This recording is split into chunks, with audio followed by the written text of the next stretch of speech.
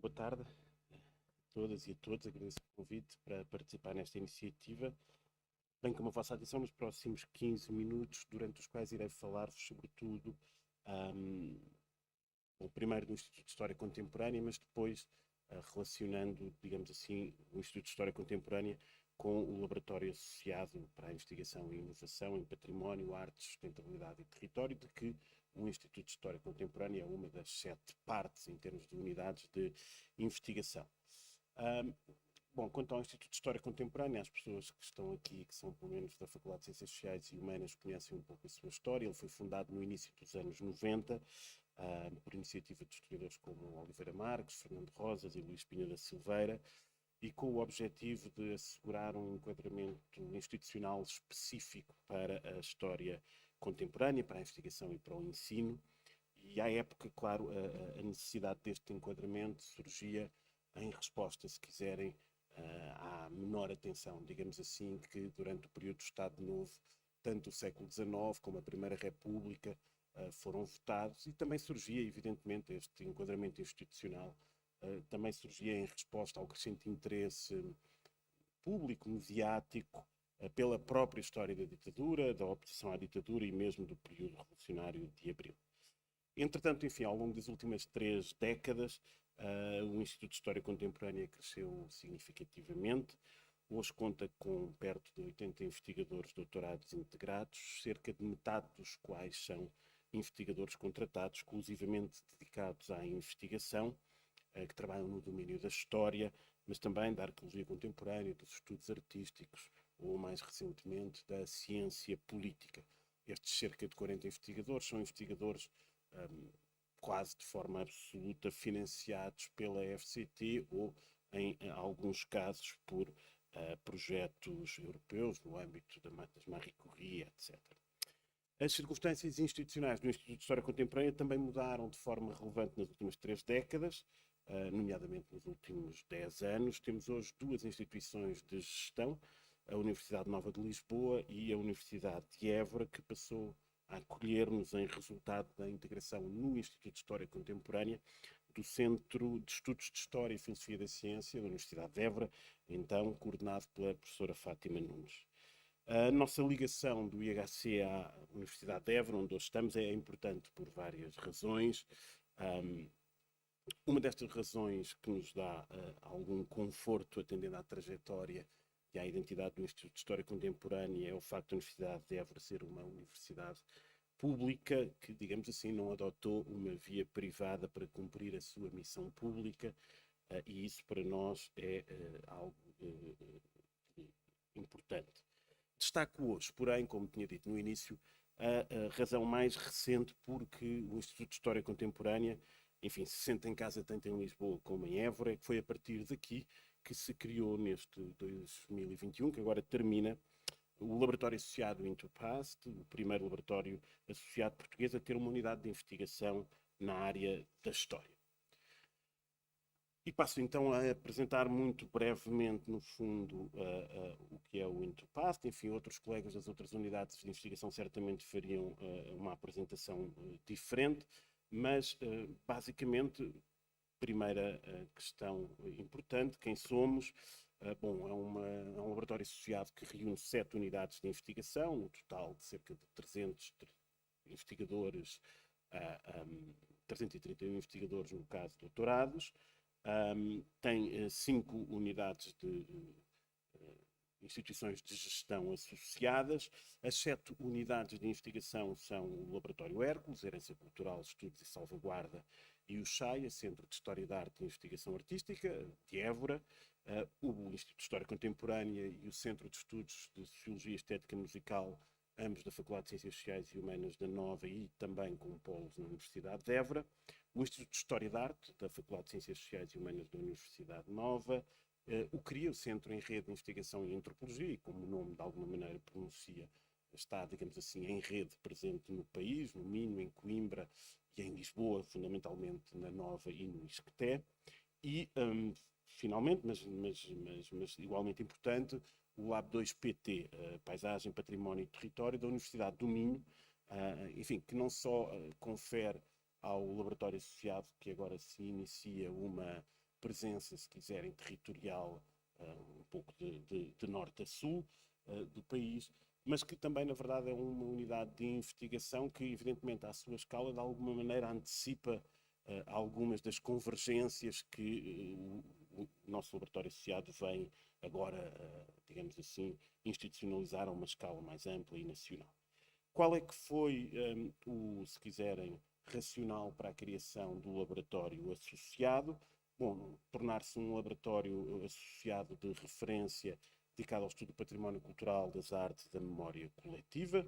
Não existia nenhum laboratório nesta área, como de resto hoje sublinhou de manhã o ministro Manuel Leitor, e a atribuição do título de laboratório associado colmata, digamos assim, essa lacuna.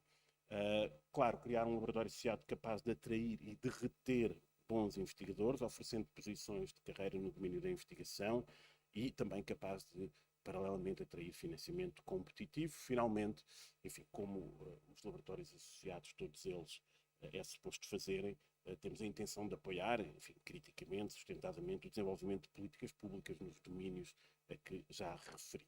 Como é que o laboratório associado, de alguma maneira, está organizado de um ponto de vista mais científico? Ele está organizado em 5 linhas. A primeira linha tem como título Ciência e Tecnologia para o Património Cultural, é coordenada pelo José Mirão, enfim, também coordenador científico do Laboratório Hércules, e é, digamos assim, uma linha transversal, uma linha que, digamos assim, ancora todas as outras linhas de investigação, já perceberão melhor porquê. É evidentemente uma linha que reúne uma capacidade laboratorial, enfim, muito significativa, primeiro instalada em Évora, no Laboratório Hércules, também uma capacidade laboratorial importante na Universidade do Minho, a partir quer de Braga, quer de Guimarães, em áreas como a engenharia, a arquitetura, mas também o design, e mais perto das ciências sociais e humanas, reúne também alguma capacidade laboratorial no campo da antropologia biológica, e aqui há evidentemente algumas pontes também com a apresentação anterior do professor Nuno Bicho, enfim, na área da arqueologia, e finalmente reunimos também, enfim, um investimento significativo que tem sido feito na Faculdade de Ciências Sociais e Humanas e no IHC também nos últimos anos, capacidades a nível das humanidades digitais. Esta primeira linha, como eu referi, é uma linha, no fundo, que enfim, trabalha em estreita relação com todas as outras. As 3 linhas seguintes de que vos vou falar são linhas que quem conheça, de alguma maneira, o organograma da organização do sistema cultural português reconhecerá que elas são linhas estruturadas em parte também em torno, digamos assim, de dispositivos tipo dessa organização cultural. A primeira muito orientada para sítios arqueológicos e parques naturais, que se chama, essa primeira linha então, Paisagens, Territórios e Património Cultural, é coordenada pela professora Manuela Martins, da Universidade do Minho, do Lab 2PT, arqueóloga, e é uma linha de investigação que, portanto, trabalha proximamente da investigação que tem sido desenvolvida no Minho, quer a partir da arqueologia, quer a partir da arquitetura, da engenharia, mas é também uma linha que, evidentemente, se abre a outros contributos bastante diversificados. Enfim, bastaria, de alguma maneira, referir alguns projetos que têm sido desenvolvidos no âmbito da antropologia, no âmbito do CRIA, em torno da memória, por exemplo, do lince ibérico e da relação do humano e do não humano no contexto português e não apenas. Poderíamos referir também um projeto que, de resto, vem, verifiquei há pouco, mencionado justamente nesta brochura do Campus Sul, um projeto coordenado aqui a partir de Évora, por uma investigadora do SESEM, em torno da patrimonialização das paisagens sonoras de Évora do século XVI até ao século XX. E, portanto, esta segunda linha das paisagens, digamos assim, ela abre-se a um entendimento amplo do que possamos, no contexto das políticas de patrimonialização, entender por paisagem, do visual ao sonoro. A terceira linha não se orienta já, enfim, em torno das questões dos sítios e dos parques, mas fundamentalmente de uma instituição, digamos assim, fundamental nas políticas de memória e nas políticas de património, que são os museus, também os monumentos e as suas coleções. A linha chama-se justamente Museus, Monumentos e Suas Coleções. Ela é coordenada pela minha colega da Faculdade de Ciências Sociais e Humanas, a professora Alexandra Corvelo, do Instituto de História de Arte. Um, enfim, e talvez seja uma das linhas onde vários dos projetos que têm sido desenvolvidos, ainda antes da formação do Intupast, pelas unidades de investigação que neles estão associados, ganharam se calhar mais visibilidade. O Laboratório Hércules ajudou a descobrir que o Afonso de Albuquerque, retratado na Galeria dos Vice-Reis, não era bem o Afonso de Albuquerque. Mas existem um conjunto muito significativo de outras colaborações, enfim, a partir do Laboratório Hércules, a nível internacional, por exemplo, com a obra do Edward Munch. No âmbito da arte contemporânea, a partir do Instituto de História da Arte, existe também um conjunto de colaborações significativas em torno do estudo de artistas na área da pintura e de instituições associadas a esses artistas. Estou a pensar no caso de Graça Moraes, de Júlio Pomar. Existem ainda, além, digamos assim, da dimensão das artes visuais e da pintura, nesta linha 3, nas dinâmicas de investigação que nos associam a este dispositivo então tão presente hoje, que é o museu. Existem também trabalhos com o Museu da Etnologia, que é um museu fundamental para a história da antropologia em Portugal e as suas coleções. Num outro âmbito também o recente Museu Nacional de Resistência e Liberdade, em Peniche, a que voltarei mais adiante. E, enfim, do ponto de vista, digamos assim, da investigação fundamental, articulada com dispositivos como os grandes monumentos nacionais, poderíamos também referir o caso do trabalho com o Mosteiro da Batalha, desenvolvido quer pelo Laboratório Hércules, quer pelo Instituto de História da Arte, o caso do Palácio Nacional de Mafra, através do CESEM, com o trabalho em torno dos carrilhões de Mafra, e, portanto, esta linha, digamos assim, é uma linha também com bastante trabalho já realizado, mas com um potencial significativo. A quarta linha é ainda, de novo, uma linha fundamentalmente pensada e organizada em torno de investigação orientada para, de novo, um dispositivo tipo, digamos assim, das políticas de património e de memória, que são os arquivos, aqui com uma dupla intenção central, ou seja, trabalhar a nível da preservação preventiva e, ao mesmo tempo, em articulação com isto, enfim, abraçar um pouco o desígnio da digitalização. É uma linha coordenada pelo João Pedro Alvarenga, investigador principal do CESEM, na FCSH, e que é alguém que tem, de resto, uma trajetória importante na história enfim, do arquivismo, nomeadamente ligado ao som. Foi diretor da secção de arquivo de música da Biblioteca Nacional de Lisboa. E, portanto,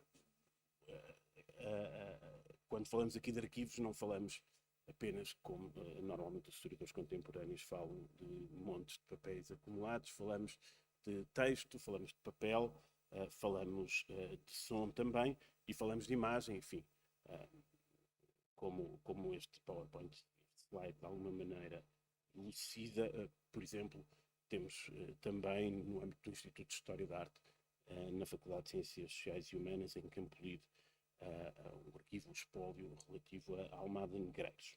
Finalmente, última linha, uma linha particularmente orientada para investigar e intervir no domínio das políticas públicas de memória coletiva. É uma linha com uma agenda cívica explícita, de alguma maneira pelo título, Circulação Cultural, Políticas Públicas de Memória e Cidadania Inclusive. Ela é coordenada pelo meu colega do Instituto de História Contemporânea, o historiador Rui Lopes, e aqui podemos identificar, por exemplo, desde logo, 3 eixos de atuação. As comemorações. Enfim, os historiadores normalmente têm esta relação promíscua com o poder político, que é coabitarem nas comemorações e nos ciclos comemorativos e nos comitês de comemoração oficiais. Estamos, aliás, há alguns anos de celebrar, não muitos anos de celebrar, os 50 anos da Revolução de Abril. É um desses exemplos. No passado há outros exemplos, a comemoração do centenário da República, e, portanto, a colaboração com as comemorações históricas de iniciativa estatal e alcance nacional é certamente um dos eixos animadores desta linha de investigação, mas também poderíamos referir outras iniciativas, se quiserem mais autónomas, de escala menos nacional, ou se quiserem de iniciativa não propriamente estatal. Ainda este fim de semana, o Instituto de História Contemporânea e o Laboratório Associado do Interpast e o Museu do Aljube realizaram, por iniciativa da nossa colega do IHC, a antropóloga Paula Godinho, realizaram uma sessão de homenagem às vítimas do bombardeamento de Cambete de Raia em 1946. E, portanto, há aqui, por um lado, uma colaboração com as instituições e, por outro lado, uma capacidade de iniciativa própria. Os dois outros eixos relativos a esta linha, um eixo bastante importante e que, de alguma maneira, vai ao encontro desta ideia de uma cidadania inclusiva, tem que ver com as migrações. Evidentemente, por um lado, as comunidades, utilizemos o conceito entre algumas aspas, imigrantes portuguesas, e há um trabalho a nível de produção de fontes a partir da história oral, mas também de recolha de fontes escritas, que pode ser realizado, e em parte já está a ser realizado, com comunidades imigrantes em contextos como o contexto francês, o contexto norte-americano, o contexto brasileiro, mas há também um trabalho com as populações imigrantes que se encontram em Portugal, um projeto a esse nível importante e que passa pelo trabalho da memória, mas também por uma interpelação das práticas tradicionais no domínio da arte. Seria um projeto desenvolvido pelo CHAI, aqui a partir de Évora, com a Fundação HK. Finalmente, nesta última linha, há toda uma problemática do ponto de vista das políticas públicas que remete para aquilo que se vai chamando muitas vezes as memórias difíceis associadas ao período colonial. É uma discussão que tem sido difícil de introduzir em Portugal, mas por um momento posso utilizar o exemplo francês e o exemplo do presidente Emmanuel Macron. Bom, bastaria ver como justamente em França a iniciativa que ele tomou a respeito dessa questão tem tido repercussões interessantes. Terminando, bom, a ideia é que estas 5 linhas, como é evidente, se entrelacem, digamos assim, de uma forma produtiva.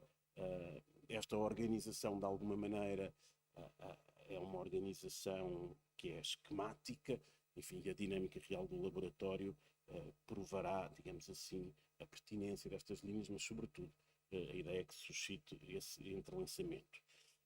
Além do mais, há projetos, digamos assim, muito específicos já em curso há bastante tempo. Eu creio que a Mileno falará um pouco também de um caso particular bastante interessante, que de resto já foi aqui também referido anteriormente.